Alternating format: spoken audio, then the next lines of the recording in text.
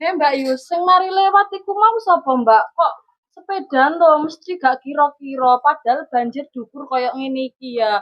Sampai Mbak iku lho Mbak mlebu tekan ngarep omahku sampai ngeneki jendela barang. Kano maneh kelakuane Mbak Farida. Iya taruh ta sampean. Lho wis terkenal iku, lek numpak mesti buanter, pembalap. Ayo diparani nang omahe Mbak. Iya lek Pikir dalan nggone dhek dhewe. lek gak dikandani ya terus koyo ngono ae. Yes, ayo.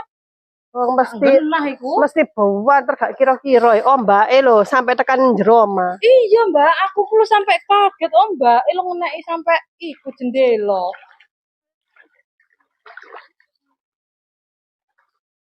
Mbak Farida, sampean awan mau lewat ngarep omahku ta? Iya, apa Mbak?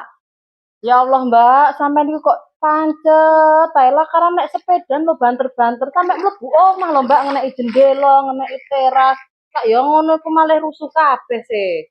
Ya wis lho Mbak, wong ancene wis resiko. Iki lho dalanan umum.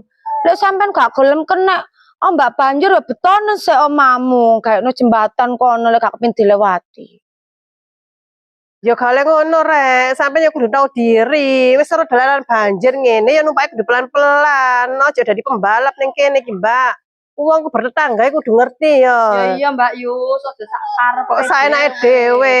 Ngono iku sampeyan yo ngrugekne tanggane Mbak. Soale sing terdampak banjir iku ya gak cuma sampean tok. Iya, wis ngerti omah banjir ya pelan-pelan. Aja nemen-nemen dadi wong iku, gak iso tonggoan ta. Oh, jok nemen-nemen olehmu egois, Mbak. Duh.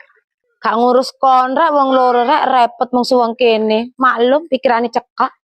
Oh, alah Mbak Yus, antene kebuat cut lek ngandani Mbak Farida iku. Wong keras kepala iki. Wis jarno Mbak, iku lek ancene urung kena musibah omek kelep sak gulune gurung. Iya. Wis duwe tangga kaya ngono.